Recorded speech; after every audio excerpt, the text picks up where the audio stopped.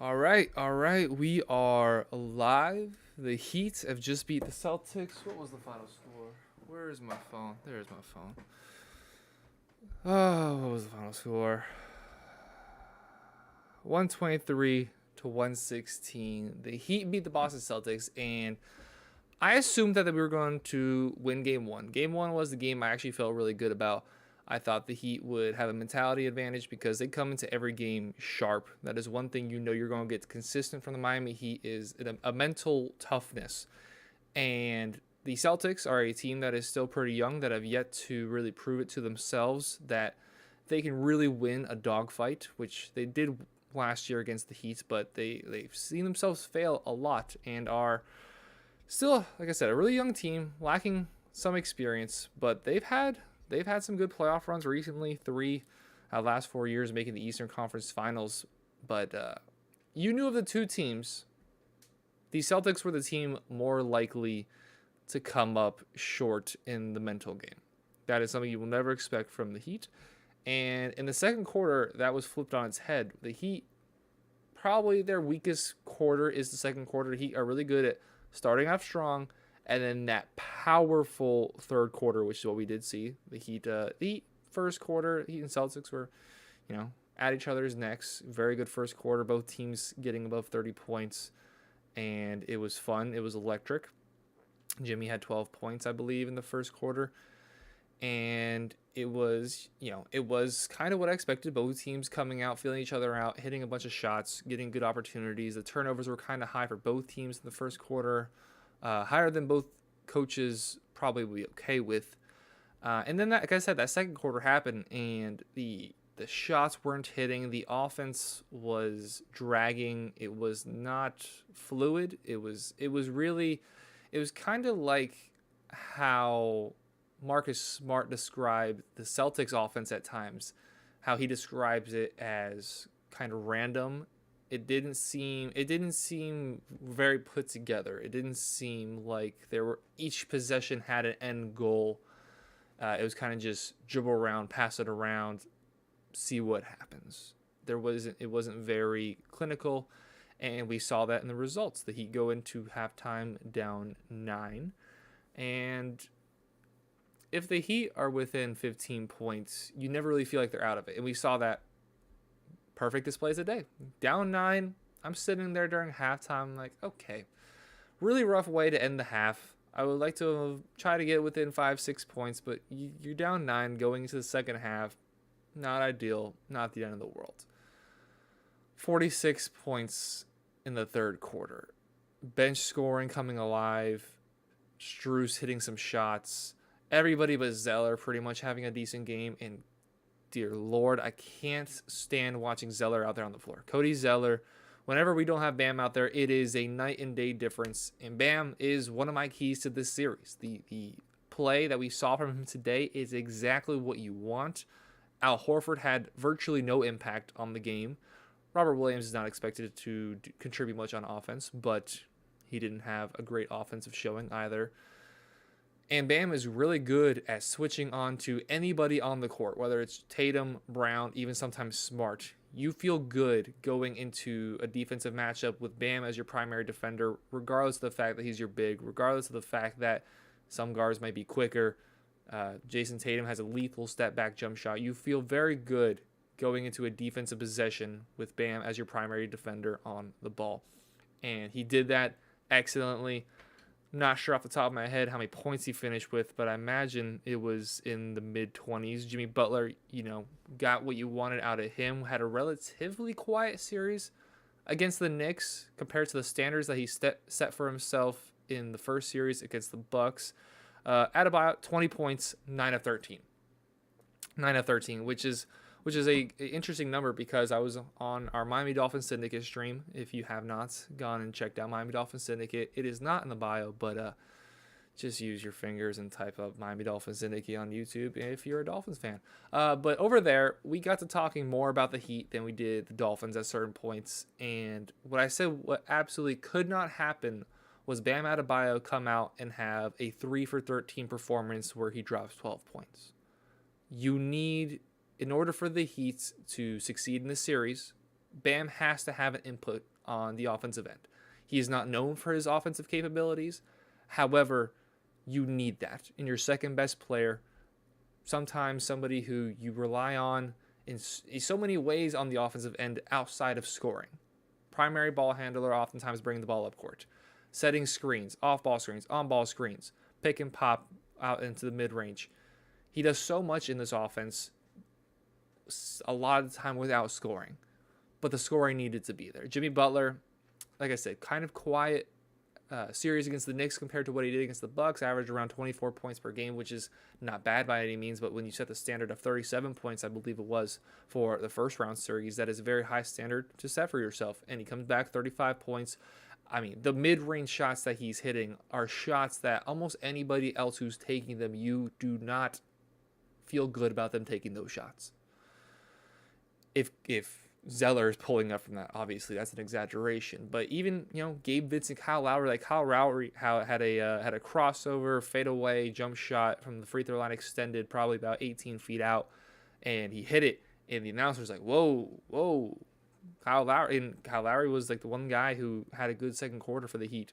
Like that shot, when Kyle Lowry hits that shot, you're a little bit surprised by it. Jimmy Butler just, running left, running right, off the dribble, uncomfortable releases, weird angles. When he goes up to shoot, it feels like he holds the ball at the top of the release just for a split second longer than most guys do. But he got to his spots, even though they were weird spots and are unconventional, and for most guys would be considered bad shots. He got there. And he got his opportunities. He got 35 points. He's looking like he was in that first round series.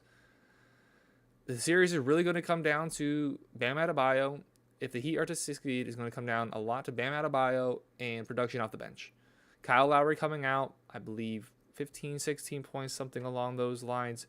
You got Cody Martin, whichever Martin brother it is. I always get those two wrong.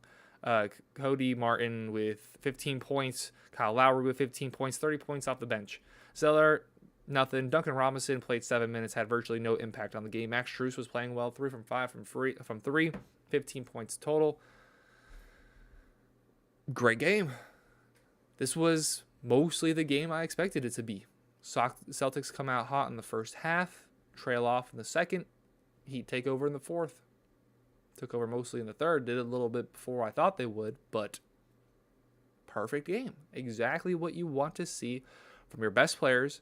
Jimmy Butler, a lot of the time guarding Jason Tatum, something you don't see a lot, which is something that the commentating team noted upon, that you don't often see the best offensive player on your team guarding the best offensive player on the other team. You just don't see that a lot in the modern NBA. And we got to see that tonight with Jimmy Butler.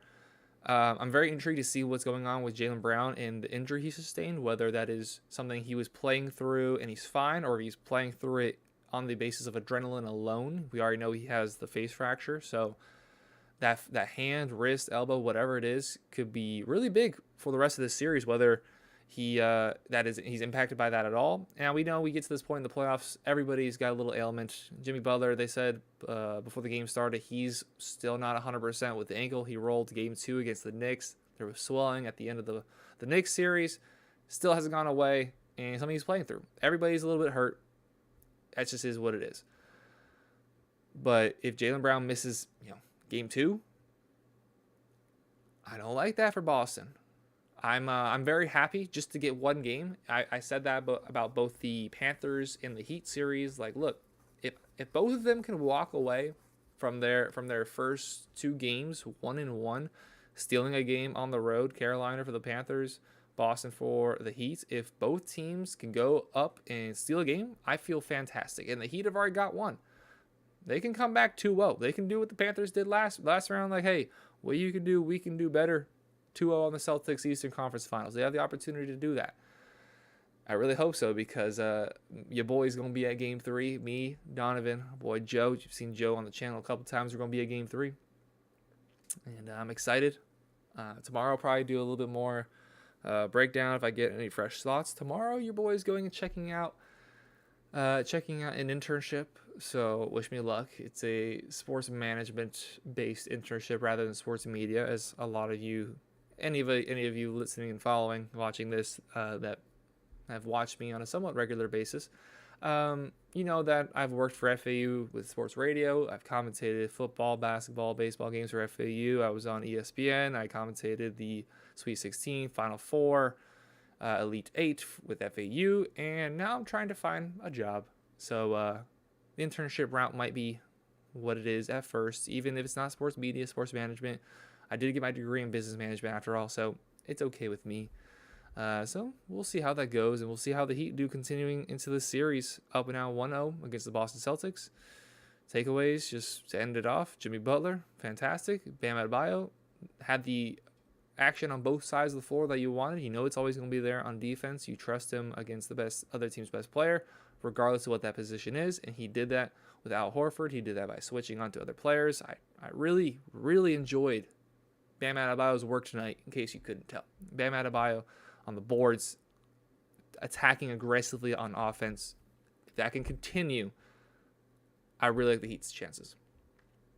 Strus needs to keep knocking down threes. Cody Martin, electric spark off the bench. He comes in with an arrogance, and I really like it. He's not necessarily, he doesn't do anything, one particular thing really well, but he can be streaky. He's athletic. He's got a decent shot on him, and he has a confidence every time he steps on the floor, and I love it. That's what you need. That's what this Heat team thrives on, and he is a perfect embodiment of that. I mean, they always talk about on the broadcast undrafted guys, how the Heat have so many of them, how they keep getting this far into the playoffs with these undrafted guys who aren't supposed to be here theoretically, and they just keep doing it. Cody Martin, an excellent example of that. Hope he continues to do well. Kyle Lowry had those points in the second quarter, trailed off as the game went on, so I'd like to see how the experience of him starts to kick in, and let's see if we can win game 2. Let me know if you've gotten this far, what you think of the game, what you think of the series, what you think of the Heat's chance in general against the Boston Celtics. Is this series bound for 7? You believe Celtics are going to bounce back? Do you think the Heat are going to take care of business and walk down to Miami up 2-0? Let me know how y'all think about it. I appreciate any of y'all stop by. I know only 3 of y'all came in, but I just wanted to just give my thoughts. Might do a little formal review tomorrow. We'll see. Very excited for my appearance in the stadium, game 3, waiting for that game to start. Got another one to go beforehand. Got the Panthers tomorrow. Got a lot of action. Man, South Florida sports can't really get better than what we're having unfolding today and the next 7 days following. Game every single day, Eastern Conference Finals with the Panthers and the Heat. Can't get better than that. All right, make sure y'all like, subscribe. Laters. Take it easy, everybody.